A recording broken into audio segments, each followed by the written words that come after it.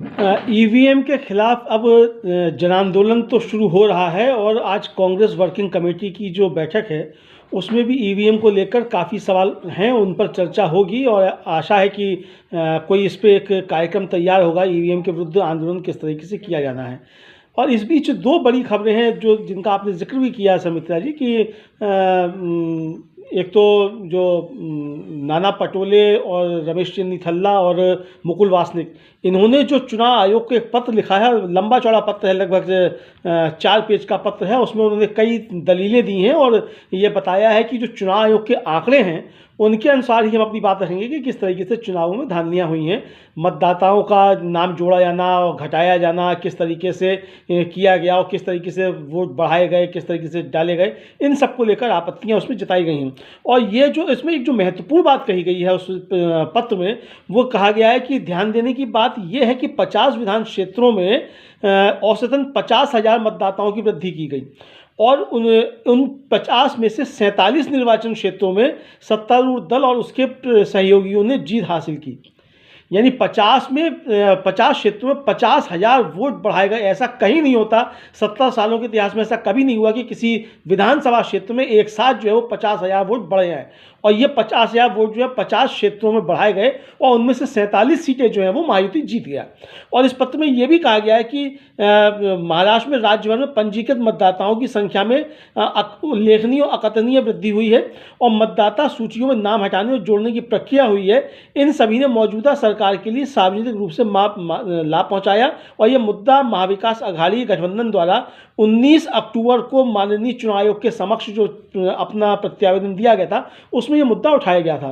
तो यानी ये एक बड़ा मसला उठाया गया है और डॉक्यूमेंट्री प्रूफ जो है इसके साथ वो एनेक्सर लगाए गए हैं पत्र के साथ, ये चुनाव आयोग को दिए गए हैं और कहा गया है चुनाव से कि आप हमको समय दीजिए और हम आपको बाकायदा सारे डॉक्यूमेंट्स जो हैं वो प्रस्तुत करेंगे कि किस तरीके से चुनाव में धांधलियाँ हुई हैं और चुनाव आयोग उसमें किस तरीके से शामिल है। अगर 50,000 मतदाता बढ़ाए जा रहे हैं तो चुनाव आयोग ही शामिल है, क्योंकि मतदाता सूची का अद्यतन जो करता है वो चुनाव आयोग ही करता है, वो सरकार नहीं करती।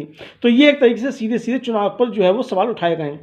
इधर महाराष्ट्र में जो हम लोगों ने कल भी चर्चा की थी कि बाबा आढाव जो सामाजिक कार्यकर्ता हैं 94 वर्ष के, उन्होंने कल अपना आंदोलन शुरू किया और आत्मक्लेश उन्होंने उसको नाम दिया है। 3 दिन का उनका अनशन है और वो कल से अनशन पर बैठे हुए हैं। और जो एनसीपी शरद पवार के विधायक हैं और नेता हैं रोहित पवार, वो कल शामिल हुए और उन्होंने उसके चित्र भी पोस्ट किए और उन्होंने बताया कि किस तरीके से ये आंदोलन शुरू हो रहा है। बाबा आढाव ने जो एल्गार छेड़ा है वो व्यर्थ नहीं जाएगा और हम युवा इसमें जो है शामिल होंगे। बाबा आढाव का साफ तौर पर कहना है कि लोकतंत्र का चीरहरण शुरू हो चुका है। ये बाबा आढाव का साफ साफ कहना है कि लोकतंत्र का चीरहरण शुरू हो चुका है और उन्होंने सवाल उठाए हैं कि वो 1952 से लगातार उस चुनावी प्रक्रिया का हिस्सा हैं और अब तक उन्होंने तमाम चुनाव देखे हैं, लेकिन इस चुनाव में जिस तरीके से भ्रष्टाचार हुआ है और पैसे का नंगा नाच हुआ है और चुनाव आयोग जिस तरीके से आंखें मूंद कर बैठा रहा है उसको लेकर काफ़ी सवाल उठे हैं और ईवीएम मशीनों को लेकर भी उन्होंने सवाल उठाए हैं। बाबा आढाव जो है महाराष्ट्र के बहुत ही सम्मानित समाज सेवी हैं और 94 वर्ष के हैं और लगातार वो जो असंगठित क्षेत्र के मजदूरों के लिए काम करते रहे। तो ये एक आंदोलन शुरू हुआ है और आज जो CWC की बैठक हो रही है उस CWC की बैठक से पहले बाबा आढाव का ये आंदोलन शुरू होना, उधर महाराष्ट्र के कांग्रेस के नेताओं द्वारा वहाँ जो कांग्रेस के प्रभारी हैं मुकुल वासनिक और रमेश चन्नीथल्ला, उन्होंने जो चिट्ठी लिखी है चुनाव आयोग को कि किस तरीके से चुनाव में गड़बड़ियाँ हुई हैं, इसको लेकर साफ तौर पर समझ में आता है कि अब ये ईवीएम का मसला रुकने वाला नहीं है। इस पर एक बड़ा आंदोलन खड़ा होगा। चुनाव आयोग लगातार सवालों के घेरे में है और सीधे सीधे सवाल अब चुनाव आयोग से ही पूछे जा रहे हैं और कांग्रेस की तरफ से कहा जा रहा है कि आप हमको मिलने का समय दीजिए। चुनाव आयोग ने जो गड़बड़ियाँ की हैं उनके सबूत हम डॉक्यूमेंट्री प्रूफ जो चुनाव आयोग के ही सबूत हैं उनको दिखाकर हम साबित करेंगे कि किस तरीके से चुनाव में धांधलियाँ हुई। देखिए, जो चुनाव आयोग को लेकर संघर्ष शुरू हुआ है और भारतीय जनता पार्टी इस निशाने पे है और महायुति निशाने पर है। महायुति क्या मतलब बीजेपी ही निशाने पर है एक तरीके से विपक्ष के, क्योंकि महायुति में विचारों की एकनाथ शिंदे या अजीत पवार की क्या हैसियत है कि वो मशीनों को मैनेज करने या चुनाव आयोग को मैनेज करने, क्योंकि उनके पास तो पार्टियां जो हैं वो भी बीजेपी की दिलवाई हुई हैं, ऐसा विपक्ष का ही आरोप है। मतलब संजय राउत तो साफ तौर पर कह चुके हैं कि इनके पास जो पार्टियाँ हैं ये तो मोदी जी की कृपा से हैं, चुनाव आयोग की कृपा से हैं, सुप्रीम कोर्ट की कृपा से हैं। तो ये इनकी विचारों की इतनी हैसियत नहीं है कि ये चुनाव आयोग को सेट कर लें या मशीनों को सेट कर लें। तो निशाने निशाने पर सीधे सीधे मोदी शाह और बीजेपी है। और संजय राउत जो आज उनकी बाइट है, जो वो आज उन्होंने प्रेस कॉन्फ्रेंस में कहा है, और कि वो एक मंदिर बना देना चाहिए और बीच में ईवीएम हो और बाईं तरफ अमित शाह हो और दाईं तरफ मोदी हो, तो ये सीधा सीधा तंज जो है वो एक तरीके से भारतीय जनता पार्टी पर है कि आप बिना ईवीएम मशीनों के चुनाव नहीं जीत सकते। और संजय राउत पहले भी बोल चुके हैं कि अगर बैलेट पेपर से चुनाव होगा तो भारतीय जनता पार्टी देश भर में 25 सीटें लोकसभा की नहीं जीत सकती। अब वो एक अलग मसला है कि बैलेट पेपर से चुनाव होगा कि नहीं होगा। सुप्रीम कोर्ट भी इस पे जो है कह चुका है कि पीछे लौटना संभव नहीं है, लेकिन मशीनों में क्या सुधार हो सकते हैं इस पे सुप्रीम कोर्ट तैयार है। अब इस पे जो याचिका पड़ी हुई इस पे आगे भी सुनवाई होगी। लेकिन जो कुल मिलाकर एक चीज़ है वो ये है कि चुनाव आयोग सवालों के घेरे में, मशीनों से ज़्यादा चुनाव आयोग सवालों के घेरे में। जाहिर सी बात है कि मशीनों में कोई हेराफेरी तभी हो सकती है जब चुनाव आयोग की उसमें सहमति हो या चुनाव आयोग उसमें शामिल हो। बिना चुनाव आयोग की सहमति के, बिना चुनाव आयोग के शामिल हुए मशीनों में हेराफेरी कोई नहीं कर सकता। तो ये सवाल आप उठाएं, और इसीलिए सीधे सीधे अगर निशाने पे कहा जाए तो मुख्य चुनाव आयुक्त तो राजीव कुमार और चुनाव आयोग है। और इसीलिए जो लगातार संजय राउत ने भी जैसे कहा कि डीवाई चंद्रचूड़ जो चीफ जस्टिस रहे भारत के, उन पर भी उन्होंने निशाना साधा था कि इसके लिए डीवाई चंद्रचूड़ जो हैं वो जिम्मेदार हैं, वो इसके लिए हैं, चूँकि उन्होंने ही जिस तरीके से महाराष्ट्र की सरकार को, जो अवैध सरकार को सुप्रीम कोर्ट ने कहा उसको चलने दिया।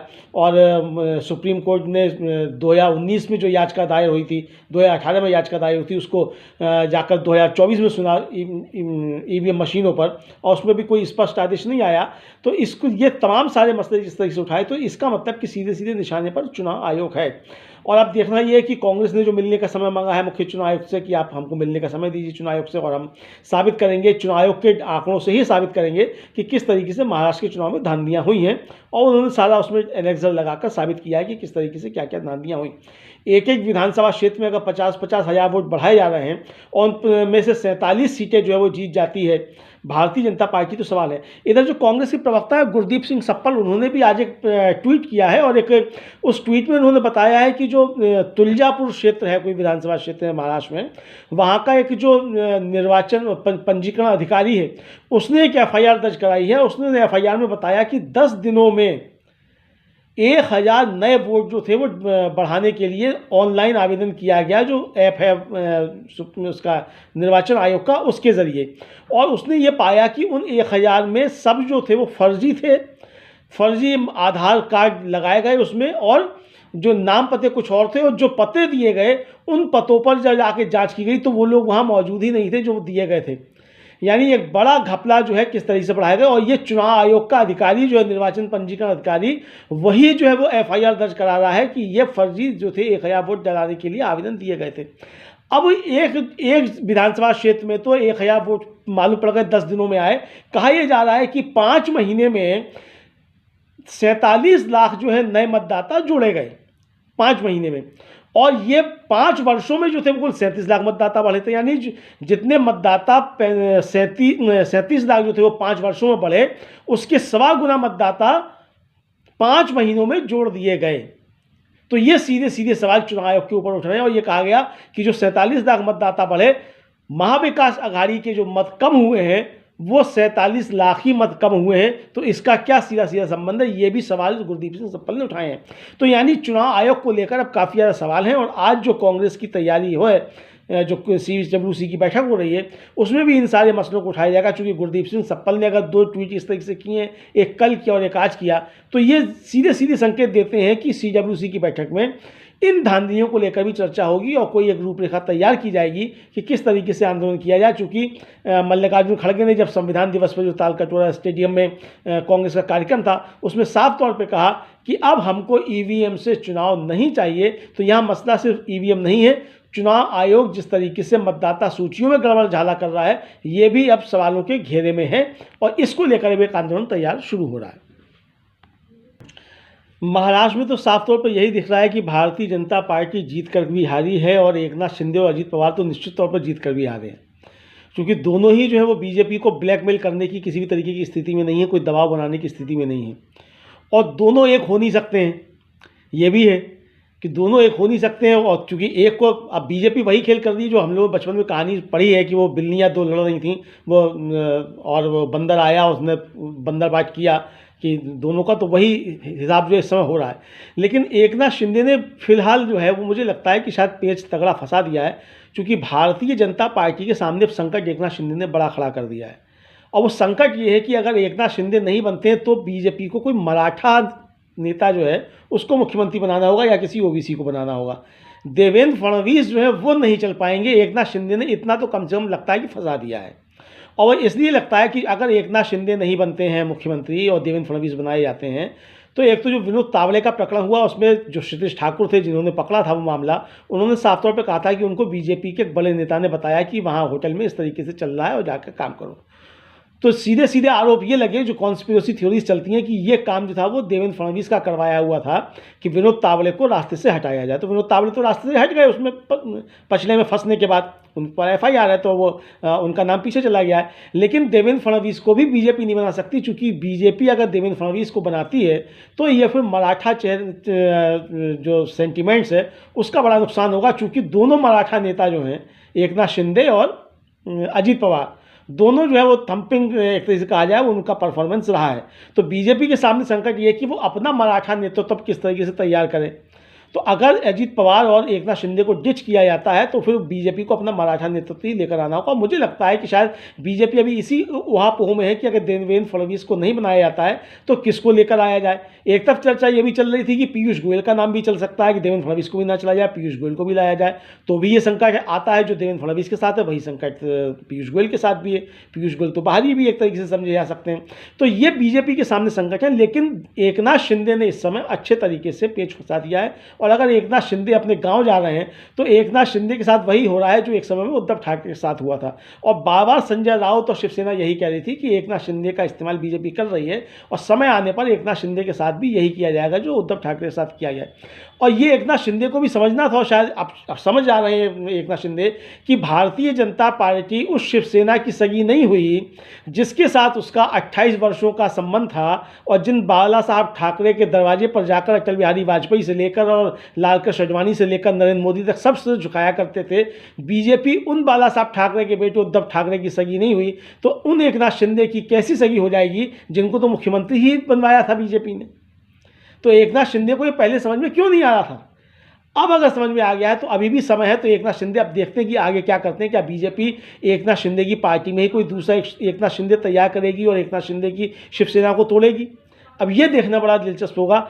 बीजेपी हालांकि अभी बचना चाहती है ताकि ये आरोप ना लगने लग जाए कि बीजेपी अपने सारे सहयोगियों के साथ इस तरीके से करती है। हालांकि करना बीजेपी को आज नहीं तो कल एकनाथ शिंदे के साथ वही है जो उसने उद्धव ठाकरे के साथ किया था। यानी एकनाथ शिंदे की पार्टी को तोड़ेगी निश्चित तौर पर, या अजीत पवार की पार्टी को तोड़ेगी और अपने दम पर पूरी सरकार बनाएगी। फिर उसके सामने कोई संकट नहीं रहेगा कि एकनाथ शिंदे नहीं है या अजीत पवार साथ में नहीं है तो क्या करना है। तो ये अभी उसके सामने संकट है। फिलहाल जिस तरीके से एकनाथ शिंदे ने पेच फंसाया है, ये साफ तौर पर समझा सकता है कि एकनाथ शिंदे के ये कहने के बावजूद कि मोदी जी जो फैसला करेंगे वो फैसला उनको मंजूर होगा, तो या तो मोदी जी फैसला लेने में कमज़ोर है। भाई अभी तक तो मोदी जी की 56 इंच की छाती हुआ करती थी, यह कहा जाता था मोदी जी फैसला ले लेते हैं, पर्ची किसी की भी निकाल देते हैं। तो जो पर्ची मध्य प्रदेश में निकली थी, जो पर्ची राजस्थान में निकली थी और जो पर्ची छत्तीसगढ़ में निकली थी, वो पर्ची महाराष्ट्र में क्यों नहीं निकाल पा रहे मोदी जी। तो मोदी जी का आखिर वो 56 इंच का सीना कहाँ चला गया। जो एक अकेले सब पर भारी थे, वो एक अकेले सब पर भारी नरेंद्र मोदी महाराष्ट्र की पर्ची क्यों नहीं निकाल पा रहे हैं। वो चाहे एकनाथ शिंदे को बनाए, चाहे पीयूष गोयल को बनाए, चाहे एकनाथ शिंदे को बनाए, चाहे अजीत पवार को बनाए, चाहे विनोद तावड़े को बनाए, जिसको चाहे उसको बनाए, कम से कम वो पर्ची निकालने तो मोदी जी हिम्मत तो दिखाएं।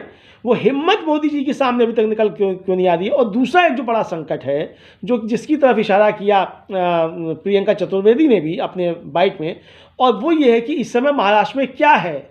जब 26 नवंबर तक विधानसभा नई आ जानी चाहिए थी अस्तित्व में, वो विधानसभा नहीं आई है। राष्ट्रपति शासन नहीं लगा है, तो राष्ट्रपति शासन भी नहीं लगा है, विधानसभा नई अस्तित्व में भी नहीं आई है। तो ऐसे में महाराष्ट्र में क्या है फिर। केयर टेकर जो चीफ मिनिस्टर एकनाथ शिंदे हैं, वो केयर टेकर चीफ मिनिस्टर तो हैं, लेकिन महाराष्ट्र में सरकार कौन सी चल रही है। सुप्रीम कोर्ट जिसको अवैध सरकार बना चुका था, तो क्या इस समय अवैध सरकार के साथ साथ अवैध विधानसभा भी चल रही है या अवैध राष्ट्रपति शासन चल रहा है। तो ये एक संवैधानिक स्थिति भी है और सुप्रीम कोर्ट को इस पर स्वतः संज्ञान लेना चाहिए कि महाराष्ट्र में आखिर चल क्या रहा है। अगर नई विधानसभा नहीं बनी है, पुरानी विधानसभा भंग नहीं हुई है और 26 नवंबर तक नई विधानसभा बन जानी चाहिए थी, नई सरकार का गठन हो जाना चाहिए था, नहीं होता तो राष्ट्रपति शासन लगना चाहिए था, जो कानूनी स्थिति है वो ये कहती है, तो आखिर महाराष्ट्र में चल क्या रहा है? अवैध सरकार तो ठीक है चल रहा थी, सुप्रीम कोर्ट ने 2.5 साल तक, जिसको खुद अवैध सरकार बताया था। गवर्नर को जो थी, पुराने गवर्नर की खूब मनालत भी कर दी थी, लेकिन अब इस समय क्या चल रहा है, तो इस पर सुप्रीम कोर्ट को संज्ञान लेकर के कानूनी स्थिति जो है और संवैधानिक स्थिति है उसको भी स्पष्ट करना चाहिए। ये वास्तव में एक बड़ा सवाल है। लालू प्रसाद यादव ने जिस तरीके से ईवीएम को लेकर बोला है और बैलेट पेपर की वकालत की है और इधर जो महाराष्ट्र में चल रहा है, उससे नीतीश कुमार को सबसे बड़ा खतरा लालू प्रसाद यादव या तेजस्वी यादव नहीं है। नीतीश कुमार को सबसे बड़ा खतरा नरेंद्र मोदी और भारतीय जनता पार्टी ही है। क्योंकि अगर महाराष्ट्र में बिहार मॉडल नहीं चला है और साफ कह दिया बीजेपी ने नहीं चलेगा, तो बिहार में भी बिहार मॉडल नहीं चलेगा, बीजेपी इसकी तैयारी कर रही होगी। अगर महाराष्ट्र में जिस तरीके से चीज़ें आ रही हैं, एक एक विधानसभा क्षेत्र में 50-50 हज़ार वोट बढ़ा लिए गए और 50 क्षेत्रों में बढ़ाए गए और वहाँ 47 सीटें बीजेपी के साथ ही जीत गए, तो ऐसा फिर बिहार में भी करेगी इसका मतलब। और ये सीधा सीधा संकेत नीतीश कुमार को भी होगा कि आप भी अब सुधर जाइए, अब आपको जो हम नहीं अब ज़्यादा अपने कंधे पर ढोएंगे। हो सकता है बीजेपी संदेश देना चाहती हो, तो इसीलिए बाबा नीतीश कुमार की तरफ से जो कहा जा रहा है कि अब हम कहीं नहीं जाएंगे छोड़ के, हमसे गलती हो गई थी और फला नेता की वजह से चले गए थे और फला नेता की वजह से चले गए थे, ये सब जो कह रहे हैं, तो ये संदेश शायद नीतीश कुमार को भी चला गया होगा। तो नीतीश कुमार को सबसे बड़ा खतरा जो इस समय है वो लालू प्रसाद यादव और तेजस्वी यादव से तो जो है ही, चूंकि वो उनके प्रतिद्वंदी हैं और जाहिर सी बात है कि लालू प्रसाद यादव अगर कह रहे हैं कि हमारी सरकार बनेगी, नीतीश के बारे में क्या कहें, तो वो उनकी अपनी एक टिप्पणी है और नीतीश कुमार समझ रहे हैं कि नीतीश कुमार के बारे में क्या कहा जाए, क्योंकि नीतीश कुमार खुद अपने बारे में कुछ कहने की स्थिति में नहीं है। नीतीश कुमार ये भी कहने की स्थिति में नहीं है कि उनके नेतृत्व में चुनाव लड़ा जाएगा कि नहीं लड़ा जाएगा। भाई एकनाथ शिंदे कम से कम इतना तो रहे कि देवेंद्र फडणवीस को कहना पड़ा कि हमारे मुख्यमंत्री का चेहरा इस समय एकनाथ शिंदे हैं, उनके नेतृत्व में चुनाव लड़ा जा रहा है, लड़ा गया उनके नेतृत्व में। बाकी ये भी कह दिया गया कि बाद में पार्टी मतलब मिल बैठ के तय करेंगे कौन लड़ेगा कौन नहीं लड़ेगा, लेकिन कम से कम सीएम फेस तो एकनाथ शिंदे को रख के लड़ा गया। तो बीजेपी क्या नीतीश कुमार के नाम पर चुनाव भी लड़ेगी कि नहीं लड़ेगी, अब ये भी सवाल है। तो संकट नीतीश कुमार के सामने है, लेकिन संकट सिर्फ नीतीश कुमार का नहीं है, ये संकट असल में लोकतंत्र का संकट है। और ये खासतौर से ईवीएम मशीनों को लेकर, चुनाव आयोग को लेकर जो सवाल उठ रहे हैं, ये संकट उससे पैदा हुआ है। तो संकट चाहे वो नीतीश कुमार के सामने हो, संकट चाहे वो लालू प्रसाद यादव के सामने हो, संकट चाहे वो एकनाथ शिंदे के सामने हो और चाहे वो महाविकास अघाड़ी की या इंडिया गठबंधन के सामने हो, संकट जो भी है वो कुल मिलाकर ईवीएम मशीनों का और चुनाव आयोग का संकट है, जो चुनाव आयोग ने संकट पैदा किया। और इसीलिए आज कांग्रेस ने साफ तौर पे मुख्य चुनाव आयुक्त राजीव कुमार को घेरा है और ये जो पत्र लिखा गया है नाना पटोले, मुकुल वासनिक और रमेश चंद्र निथल्ला की तरफ से, 4 पन्नों का जो पत्र है, लंबा चौड़ा पत्र है और सारे उसमें डॉक्यूमेंट्स जो हैं वो नत्थी किए गए हैं, एनेक्सर लगाए गए हैं और ये कहा गया है कि आप हमको मिलने का समय दीजिए, चुनाव आयोग के आंकड़ों से ही, चुनाव आयोग का जो डाटा है उससे ही हम साबित करेंगे कि चुनाव आयोग ने किस तरीके से धांधलियां की हैं और किस तरीके से इसका फायदा जो इन धांधलियों का वो सीधे सीधे भारतीय जनता पार्टी और उसके सहयोगी संगठनों को पहुंचा है। तो एक बड़ा सवाल जो है वो चुनाव आयोग सवालों के घेरे में है, मुख्य चुनाव आयुक्त तो राजीव कुमार सवालों के घेरे में है।